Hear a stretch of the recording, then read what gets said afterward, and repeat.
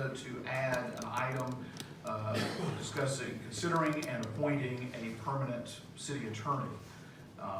The city did an RFQ, and in response to that, we have received 3 proposals, one from the Brian Nelson firm, the other from the Corley Law Firm, and the other from Heidelberg Steinberger. Again, I'm speaking only for myself, and I know all 3 of you, any one of you, in reference to Scott Corlew, David Allen, and Michael Moore, any one of you would not only be qualified to be a city attorney, but would be an excellent city attorney. And this is, I imagine this is going to be hard for all of us. It's going to be hard for me. And so I hope that tonight, when we do vote, regardless of what the outcome of that vote is, please don't see it as a vote against any one of you. We're just having to make a very difficult choice. So with that, we have 3 proposals out here, and all 3 of them are present. Does any member of the council have any questions or comments regarding the proposals and the gentlemen who are here? I have a question for Mr. Corlew. I noticed in some of our other packages, is there anybody else in your firm with you, or are you an individual? Solo practitioner. Okay. All right. I have arrangements if something happens with a conflict with people. Well, that was my concern was a long-term illness or, something like that, or possibly, getting involved in something that's gonna take up the majority of your time. That was my concern. Do you mind if I address it? Please. May I approach the podium? I get that question a lot when, we're dealing with things like that. I do have arrangements with other attorneys. If something happens so that I couldn't be somewhere, Mr. Barrow and I discussed that. I have some other commitments, represent the Moss Point School Board. And so as long as the city council stays with the schedule that they have, the 1st and 3rd Tuesdays, I'm fine. That's all clear. But we have board meetings from Moss Point School District on Tuesday nights on the 2nd Tuesday of the month. So that would be a conflict. Since the city normally meets at night, that would eliminate most of the other conflicts. If there were a situation where I did have some sort of long-term illness and could not do my job, somebody would have to come in and take over for me because you couldn't do it long-term. Or I'd have to hire someone to come in and manage everything while I did that. And of course, if I did something like that, I would expect the city's not to bless that, and I don't mean that I want an approval up front.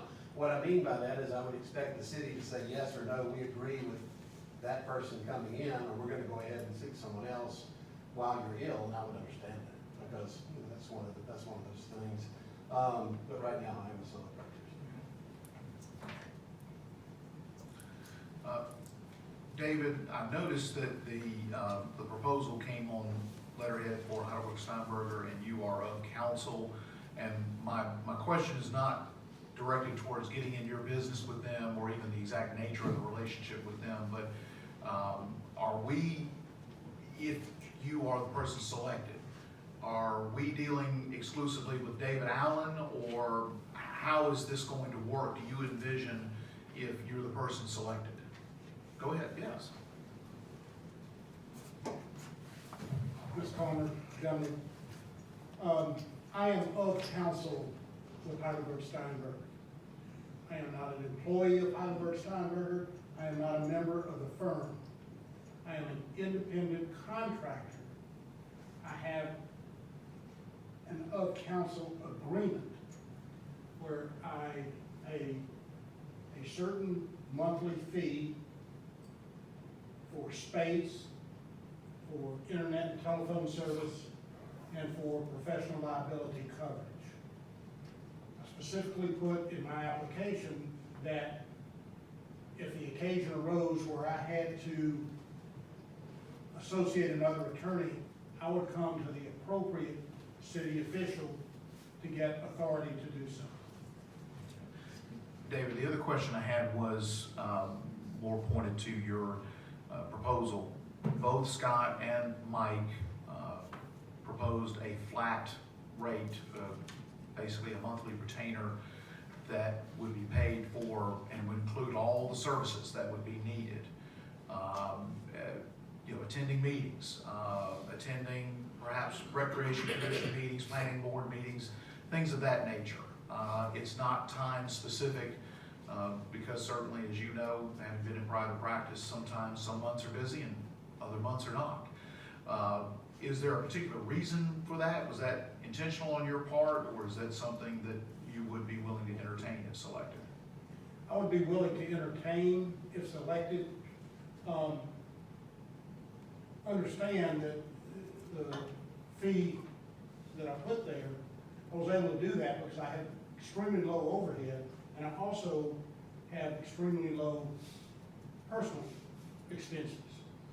So, but if I were to be chosen, I would be willing to enter into some type of retainer agreement for a month, at the council's pleasure. Understand. Okay, thank you. Michael, I have a question for you. Your proposal, and I'm not, I want to try to avoid putting the numbers out there, but I may not be able to. Mr. Corlew put in a monthly fee that was substantially less than what you proposed with your firm. But I'm gonna talk in the first, second person, you. Substantially less than what you proposed. And I want you to have an opportunity to address that. I did follow up as we talked about it. I asked him for a scope of services and so forth, and I'm gonna pose a follow-up question to him, but I guess where I'm coming from is we all want to be good stewards of the public money, and certainly I don't want to make a decision based strictly on the dollars. We're not buying widgets, we're buying advice, presumably from a person that we trust, know, and have respect for.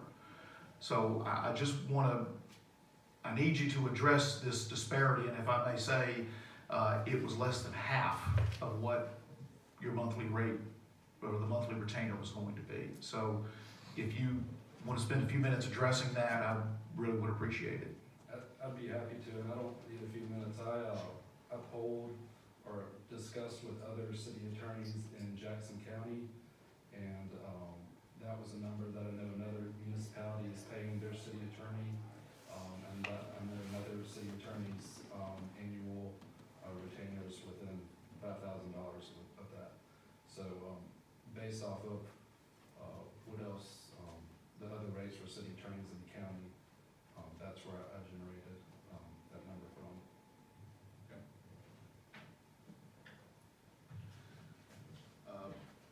Scott, let me flip the question to you. I asked for the scope of services just to get some clarification in case this became an issue, and maybe I'm the one making the issue. But let me express to you my concern about where you are and the scope of services. First of all, the scope of services that Michael proposed was extremely broad and was broader than what you offered, and I know it was within the scope of the RFP. I'm really concerned about if you take this job and you may realize that instead of 20 hours a month, it is more like at least 20 hours or more a week, and might easily get to 80 or 100 hours a month. And I certainly don't want the city to be in a position, you're a man of your word, I know that, and nobody's talking about this, but after a year, you might say, look, this just isn't working for me. I can't do it at this level anymore, and I either gotta have a big increase, or I've gotta have an increase commensurate with the time I'm spending into it, or I've got to, I've gotta do something else. I want you to address that, because the last thing I think any of us wanna do is retain a city attorney and then have him dissatisfied and then be gone in a year later. So if you would just address that. I will, thank you. One of the difficulties when you're bidding your services for something like that is all I can go for is from the request for qualifications. So I read the RFQ, and I apologize to you, we had a discussion, and I probably was not as clear as I should have been with respect to litigation. Litigation is included in y'all's RFQ. The only thing about litigation that I would not include, because it's a city and you have insurance, most of your litigation is handled by outside counsel, and I would monitor that. The only thing I was discussing is I want to avoid a situation where we have a mass of litigation, like the eminent domain cases, and it does eat up all my time. But I based my response or my estimation of the time and the hours that it would take, along with the price tag with that, based on the RFQ and also discussions with other city attorneys about what they're actually spending in time.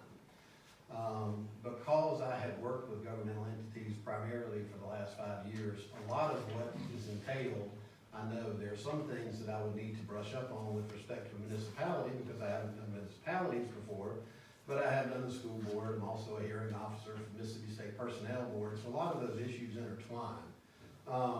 To completely and honestly answer your question, I put together a number that I thought would be appropriate for the amount of work that I assumed you would have. I can't go back on that. I don't want to change that bid. Certainly if there is a time after a year where I'm spending double the amount of work that I estimate is required, but I don't think that's the case, then I would have to come to the city council and say, look, you know, we need to look at this, but I wouldn't expect, if that's the case, and I missed a bid, and it's on me, I wouldn't expect the city council to bear the responsibility for that. What I would expect is if we had to send out for qualifications, you do that, and rebid it. But I don't wanna dodge your question either. What I'm telling you is the bid that I put together is the bid that I think would appropriately compensate me for what you need. And I did that based on the idea that this position would be a part-time position, that you were not employing a full-time attorney anymore in-house. I have other counsel, I have other clients, pardon me.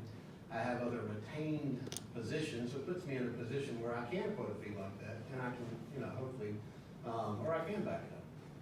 If it does become a problem, all I can promise is to be honest with the council and not put the council in a burden by saying, this is what I expect from the council. No, if I miss that bid, I would expect the council to call me to task and say, well, we're gonna rebid it. But I don't think that's gonna happen. I think I put together a number that I can handle. If that answers your question, Councilman Burke. Does any other member of the council have any questions for any one of these gentlemen? Hearing none. Is there a motion regarding any one of these candidates as far as approving him to be the next permanent city attorney?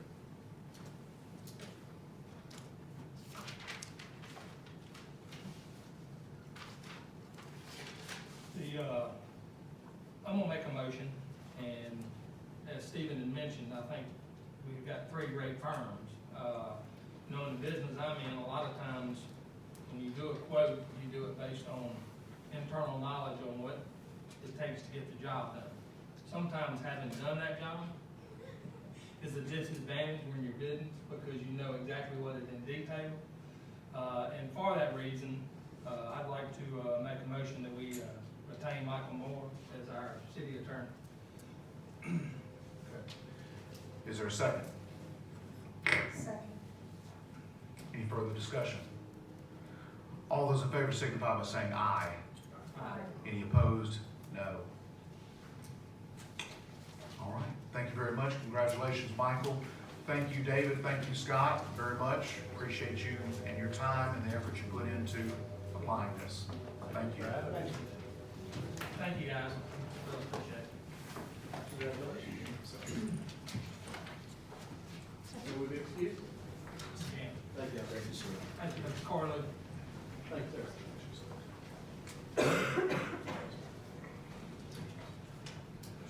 Thank you. Congratulations.